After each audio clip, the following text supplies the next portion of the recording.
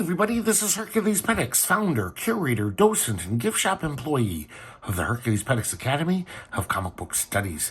Today we're going to be looking at Wild Western Action #1, featuring the Bravados. This was published by Skywald Comics in 1971. Skywald was an interesting little publisher. They lasted a few years. They started off basically copying the Warren Magazine's model. Magazine size, black and white comics that could avoid the Comics Code Authority, so they could show a little more gore, I guess. And they did okay for a couple years, maybe 2 to 3 years. I remember one of their titles was called Psycho, and they had some good artists in them. And I think that was the late 60s they started. I guess in 1971, they decided to branch out to newsstand color comics. And they had 3 or 4 titles, maybe a few more. And they were kind of interesting because unlike Atlas Seaboard, which would start 4 years later, they were, a new company. And instead of copying what Marvel was doing, they basically kind of oddly went back to the 50s. And for their titles, not that they were, there are a lot of reprints in here from the 50s, but I'm talking about all their titles are there's a jungle hero, and it's jungle heroes were so out of it at that point, right? A Western. Westerns were on their last legs in the early 70s. And I believe they might have a war title, I can't remember. But so Skywald, it was kind of a silly idea to, start a new company, but basically pick all these dying genres. It's, they could have tried something else. I don't know. Barbarian comics, horror, superhero. But this is, of course, a Western. This is the first of 3 issues. Usually I like to, show a complete series on this channel. But unfortunately, I'm pretty sure I'm never going to find #2 and #3 of this. I was lucky enough to find this pretty cheap at a local comic show. And the reason why I think I'm never going to find this again, because I've never even heard of this. I was just like, what the hell is this? I know Skywald. I think I had one other Skywald comic when I was a little kid. But I never saw these in back issue bins. And guys, I've been rifling through back issue bins since 76, I guess. Maybe a little later. But, in the 25-cent bins, which this obviously would have been in. This obviously doesn't have much back issue value. But I never heard of it, so I had to pick it up. And you know me, if you know anything about this channel, I love Atlas Seaboard. I love weird little companies that last us for a little short time. I think these guys lasted at least the color line of Skywald lasted even shorter than Atlas Seaboard, I believe. So we have this Western comic.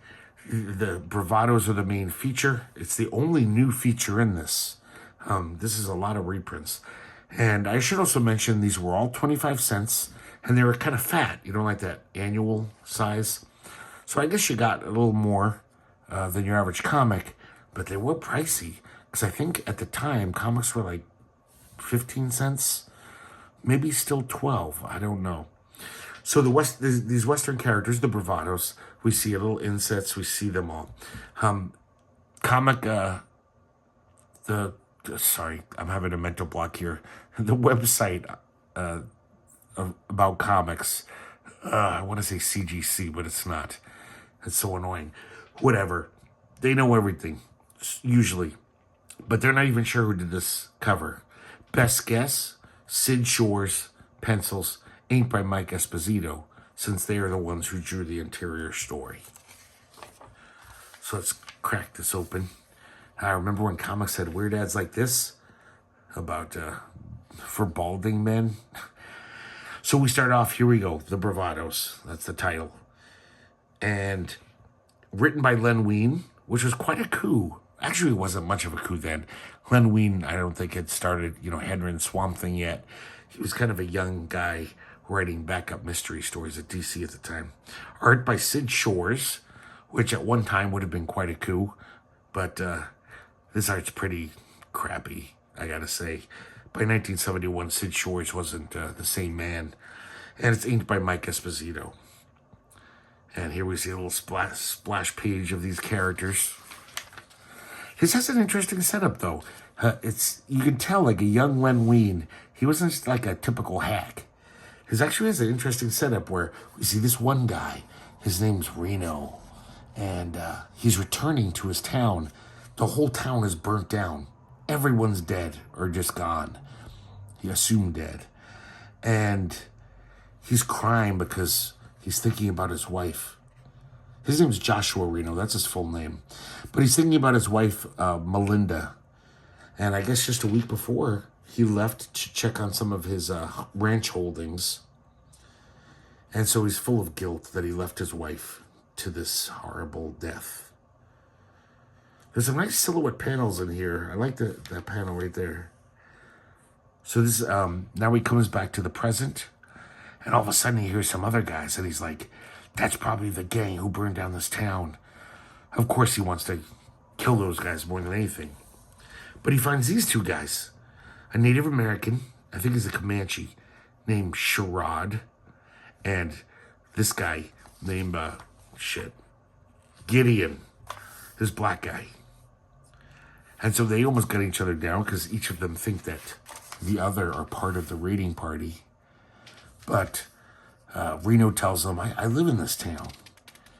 And Gideon tells them that, he's befriended this guy Sherrod. Charade? Such a weird name for this character. They were passing through. They were on their way to visit their brother, who was a blacksmith in town. But they hung him from a tree. They didn't even have the decency to bury him. So Gideon buried his brother, buried all the other people they found. And then all of a sudden, they're fired upon. So they leap for cover. And it's this woman. In fact, this is the dialogue. It's a woman. And what a woman. And she is just loaded for bear, just firing at them. They lasso her and grab her. And she reveals that she also has returned to this town to find all this death. Her father was the sheriff. Sheriff Hawkins. And her name's Helen Hawkins. Her father sent her off to college, so she was returning from college. And this is what she returns to. And she's a hellion. In fact, that becomes her nickname. Hellion. They kind of name her that. They're like, damn, you're a hellion. And then they see this rider in the distance riding towards them. It's this blonde guy. And let me get his name. Jefferson Drum. And he's riding like a bat out of hell. He's like, they're on my tail. Quick, get behind cover. It's Santana's gang. They're the ones who destroyed this town, and now they're after me. So these, these five bravados are kind of all quibbling with each other. They just met. But they unite and fight Santana's crew. Charade has a personal grudge with Santana. Apparently, he's a mute because Santana cut out his tongue years ago. So he's just going nuts on him.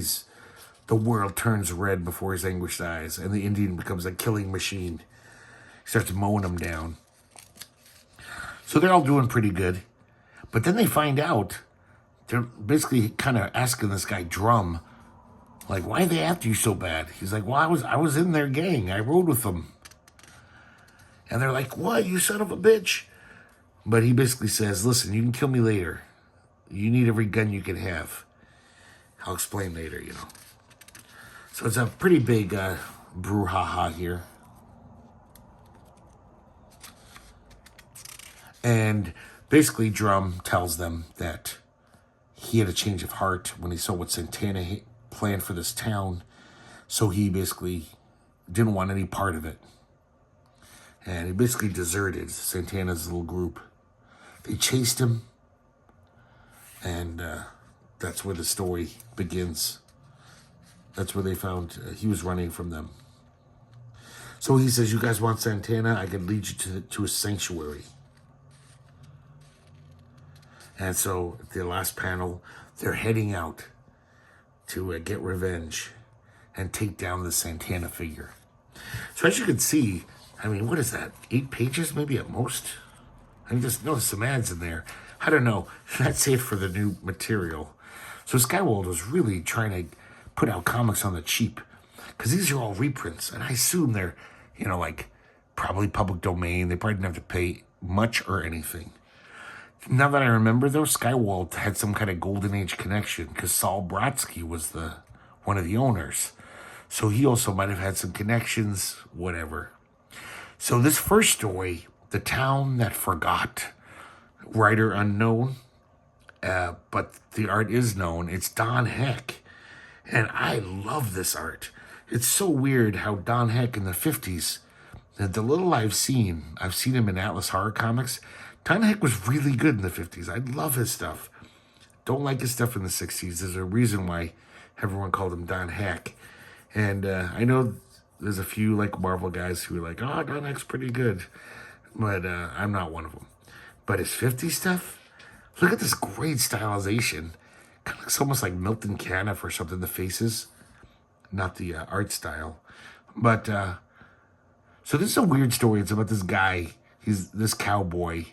And I guess there's this town that always makes him feel like home. He's always wandering around. Whenever he comes to this town, he knows everyone in town. Everyone buys him a beer. It's called Ulster's. That's the name of this town. And, I'm sorry. His name's Billy Nevada, who I assume had other adventures. Maybe that was a regular character. This is from Billy the Kid Adventure magazine from 1955. So I guess this was a backup feature. So he comes down to town, and everyone's giving him the cold shoulder. And he's reminiscing about all the nice things he did for these people. That's why everyone loves him there. He's always helping out people. So he overhears these no-goodniks talking about their plan, like this guy Mort here in the black hat. They're like, hey, Mort, you sure got rid of Nevada fast. And, yeah, you should have seen his face, like he was going to burst into tears.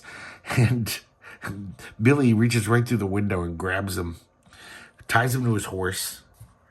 But then his men, Mort's friends, chase after him. And Billy has tied a rope across the street, so all their horses trip, so they can't catch up to him. I want to say one of my favorite things in this comic, I don't know, it's ridiculous. This ad for the Mystic Medallion, just that kid's face. It cracks me up for some reason. It's so funny. It looks like something from like Hungry Chuck Biscuits or something. Like, it's so goofy and weird. So, basically, Billy threatens the guy, and this bad guy, Mort, he goes back to his buddies, and he's all like, okay, now we're going to get revenge. But they're like frozen stiff. He's like, what are you guys looking at? And it's the townspeople. All the townspeople finally got a little spine because they saw Billy resist.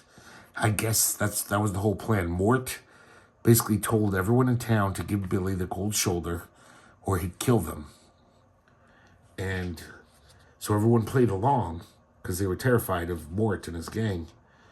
But now they're not.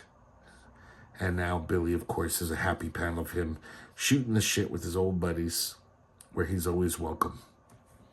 Kind of a weird plan back in the Old West. Like, oh, just make this guy sad and not be his friend anymore. That'll show him.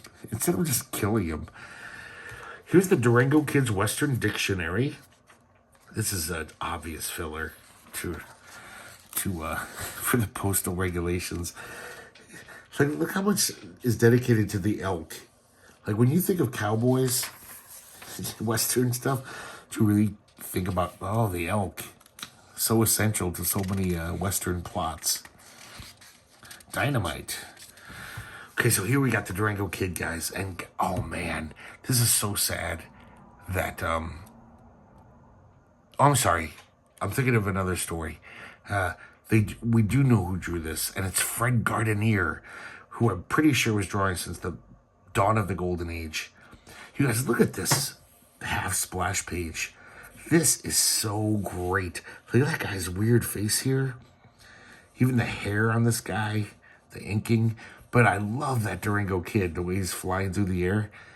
This is just like some great, kind of, even though this is like 55 as well, I believe. Let me double check. This is, sorry, give me 1 second. Yeah, 1955. It looks very golden age to me, like full on, like 40s golden age. So this story is called Deadshot Debbie. And apparently there's this like sideshow, and the star attraction is Deadshot Debbie. She's a little regular Annie Oakley. She does all this kind of trick shooting. And this gang realizes that, oh man, if we could get her to help us with our crimes, we'd be unstoppable with her shooting skill. So one night the gang kind of trip up her horse, and then they pull a gun on her. He goes, I just love this kind of art. It's just so, it just looks so neat to me. So the gang basically says, you know, you're going to help us with our crime. She says, are you crazy? I'm Sheriff Jeff Stone's daughter. I'm a clean teen, basically. I would never help criminals.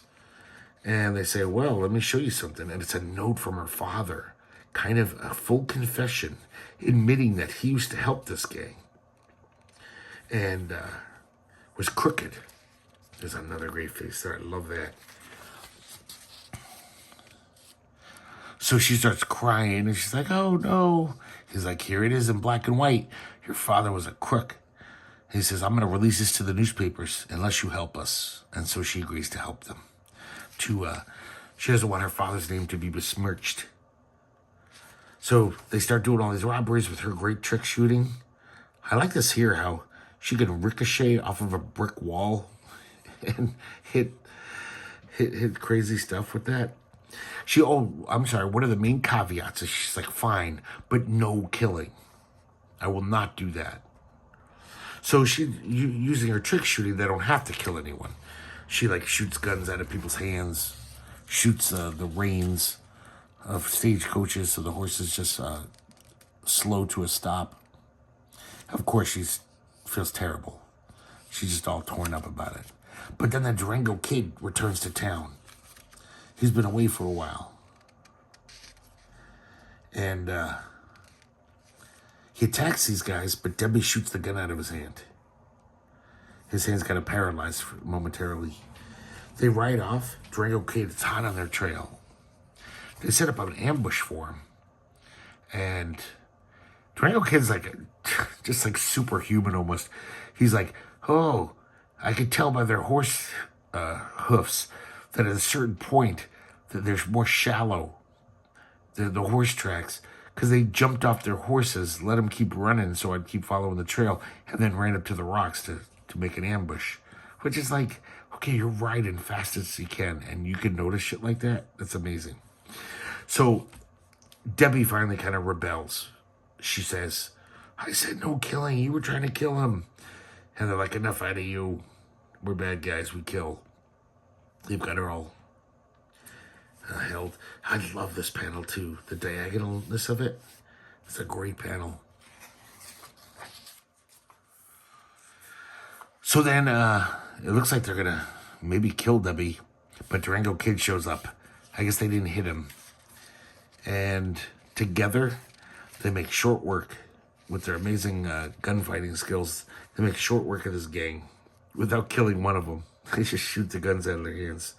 And then one of the guys says, might as well tell you, since we're all done for, we're forgers. We forged that note. Your dad was an honest man. So Debbie's very happy and vows to return all of the money they stole and make right. This comic I should have looked up, but I'm too lazy. I don't quite understand. So it's called Swift Arrow. And let me see who drew this one. This is by a guy named Fred Meager. So it's Meager, but with an H. Meagher. Never heard of him. So, and this is also from 1950. I'm sorry, not also. So this is a little earlier than these other stories. But he was obviously a running character. And I guess it goes without mentioning. I'm not mentioning the writer because nobody knows. That's what even the comic sites don't know. So we see this guy, Joe Lawson. He owns a silver mine. One night, he sees one of his workers sniffing around the dynamite shed. His name's Buck Travis. He's like, I told you not to get in here. Kicks him in the butt, basically. Kicks him out. Buck Travis basically goes to this guy, Dusty. Dusty's the head of a gang, the Syndicate. They've been trying to buy out Lawson, threaten him, intimidate him, because I guess they want to own all the silver mines. And Lawson's been in their way. He's a stubborn guy. So this guy, Buck, is pissed off that, he was treated so shabbily by Lawson. So he says, I got a personal score to settle with that guy. Once again, this is some really fun Golden Age art. Really dig this stuff. All the faces are a little off. Like, people look cross-eyed sometimes. Or like, all of a sudden they seem to gain 30 pounds in between panels or lose 30 pounds. So, Buck is going to kill Lawson. But meanwhile, Steve Adams, rancher, and his sidekick Packy. Steve notices a glint of steel, sees that Buck Travis is going to kill this guy, and he shoots the gun out of his hand. But Buck makes a getaway. He runs. So Lawson tells him what the hell's going on. And then, so this is the part I don't understand. So I don't know if Steve Adams is Native American or he just does this amazing bit of cultural appropriation and he dresses up as the Swift Arrow, a Comanche warrior. Or if he is a Comanche warrior who just passes as a white man. I don't know. I couldn't find it. Well, to be honest, I didn't look. But it's kind of weird. So it does say he's a Comanche warrior. It doesn't say Steve Adams pretending to be a, Comanche. That well-drawn horse there. That's a nice little panel. So Swift Arrow realizes that this bad gang, led by Dusty, they're going to attack the mine. He shows up, and he basically tricks them into thinking it's a whole tribe. Because he, shoots 20 arrows at once. And they're like, skedaddle.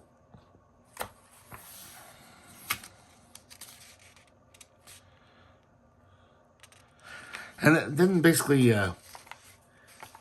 they need Swift Arrow. It's basically Lawson and Packy and a few of Lawson's men. They're like, the only way we'll be able to head off those bad guys is to go through this dangerous swamp. And of course, Swift Arrow says, I'll do it. And there's quicksand. Using this rope and his clever horse, he makes it through this quicksand. I'm just a sucker for panels like this. I love this kind of stuff. This is very simple, but really detailed art. It almost looks like the art like in a dictionary when they're like, this is an ocelot. Or it just gives you the facts. Not much style, just a nice illustration. That's nice too. I love that face. You can almost see John Severin in that. So the bad guys, Dusty and his gang, they're going to blow up the dam, which I guess will flood the mine. And Swift Arrow's not going to have any of that. So he, with his amazing skills, he hits the fuse of the dynamite. Basically puts it out. Dusty and his gang go, what the hell's going on? Let's check on the dynamite. Maybe it's a dud. And then Swift Arrow attacks him. Of course, he beats him up and wins. And then rides off on his horse Fury, saying, on Fury, Kaniwa! I guess that's his catchphrase. Kaniwa! Now we have the Two Guns of Rio Vegas. This is pencils by Mike Sekowsky, inks by Bernard Sachs. Those guys were team up a lot of times around this time. This is a story also from 1955. So this one, it's about Rio Vegas. And He's getting chased by these bad hats. That's what they call the bad guys. I've never heard that in any Western I've ever seen or read. So he slaps his horse and says, "Get out of here. There's no reason you should die too." And then he takes his lasso and tries to grab this little piece of rock to cross this canyon because he's trapped. He's cornered. Look at this great silhouette panel. I wonder if Jim Rugg knows about this for his silhouette fanzine. That's a great panel, the coloring. But unfortunately, the rope snaps. Oh, God, look at that. Kind of beautiful Alex Toth type panel. That's amazing. And he falls seemingly to his death. So the bad guy's right away. Turns out he's not dead. And the next morning, at the bottom of this chasm, this husband and wife find him. God damn it, guys, I'm sorry, I forgot his name. Rio Vegas. Rio Vegas wakes up, and he's got complete amnesia. This guy, George, he says, "Oh, don't you remember? You're Tom Winston, my brother. I'm George Winston. This is my wife, Martha. Remember, we were supposed to all ride to Hawkeye Junction tomorrow." And Tom, who's never known a family in his life, Rio, his brain wants to believe it. He's like, kind of his eyes softens, it says. It says, "Brother? I'm your brother? Sure, I remember." He doesn't really, but, he's an amnesiac. The wife says, "Why'd you lie to him?" And the husband basically admits, he says, "I'm tired of scrubbing this piece of land, always being poor. I'm going to turn in Rio for the reward." I forgot to mention, I guess Rio's one of those good guys, but he's wanted by the law. Probably from some misunderstanding, I imagine. Look at this great hair going on here. This inking. I know it's a weird thing to point out, but some of these old artists, I just love shit like that. Just real craft, So the wife is not into this. She does not like this idea, but she's a dutiful wife and doesn't want to press it. So they're all riding to this town. Rio, unwittingly, doesn't realize he's riding to his own capture. And these Indians start attacking. They shoot George. They shoot George, falls off the wagon, and Rio bravely saves him. I mean, he'd do that for any man, but he thinks it's his brother, so he's really just like, I gotta save George. And he shoots, I guess he's really good with a gun, Rio. So he shoots some of the Indians, scares them off. The wife says, "You're still gonna turn him in? He saved your life back there." And the husband's like, "Stop hounding me, Martha. I know what I'm doing." There's another great hair inking. I love that panel just all around that face. Some good stuff. And then she looks totally different there, not nearly as good. So she thinks to herself, she really wants to tell Rio what's up. But she says, "My marriage vow said I have to obey him." God, some of these faces are great. Just the inking, like the inking on the shirt. Mike Sekowsky is definitely a stylist. He's definitely not your average, comic hack. He definitely has a style. I like his style a lot more back in the 50s than in the 60s when he was doing Justice League. So the bad hats that were chasing Rio, they find out he's alive, and they find out he's outside of town. So they go riding off. George happens to be in this little cantina where they're talking about this. So he gets on his horse and rides like thunder, goes back to where Martha and Rio are hanging out near the wagon, and he conks Rio out, throws him in the back of the wagon. Of course, the wife's like, "What the hell are you doing?" He's like, "I don't got time to explain. We gotta go." And then as they're riding away, she explains that the bad hats are chasing him. And he also tells Martha that he had a change of heart. he realizes he can't do harm to Reno. It's almost like he's starting to believe they're really brothers.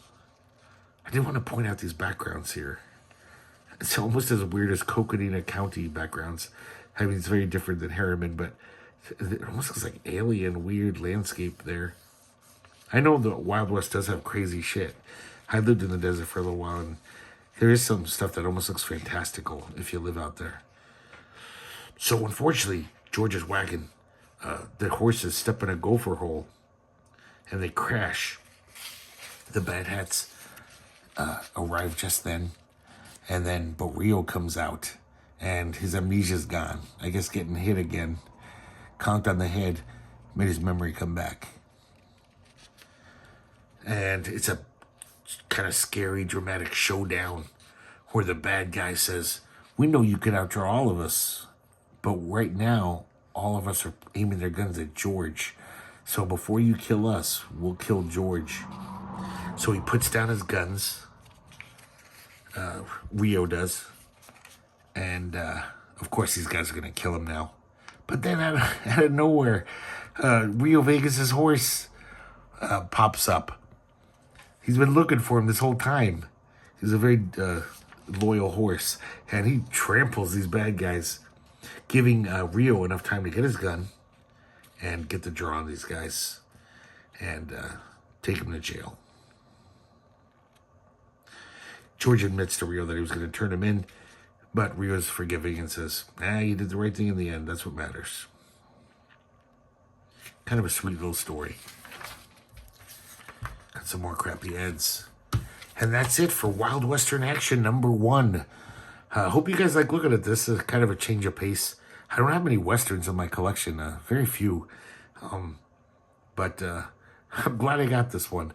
I mean, just for the stellar Golden Age reprints. Man, that Heck art and that even that Sekowsky art is really nice. But the real star for me is that Fred Guardineer art. I'm not a super big fan of the Bravados. Though it is more interesting than your average dopey mainstream comic of the time. So I definitely I want to see what happens to them. I want to get more Wild Western Actions, the 2 that remain. I doubt I'll ever get them. If anyone wants to send them to me, I'd be eternally grateful. Also, I should mention, I think the Bravados got 3 issues around that number. Wild Western Action ended, and then it became just the Bravados. And I don't know if it was just as much reprints or not. But of course, I want those too. I'll never get them. But one of the first Skywald comic I looked at on this channel, and hopefully I'll get to look at some more soon. Thanks for watching, guys, and I hope to see you next time here at the Herculespetix Academy of Comic Book Studies.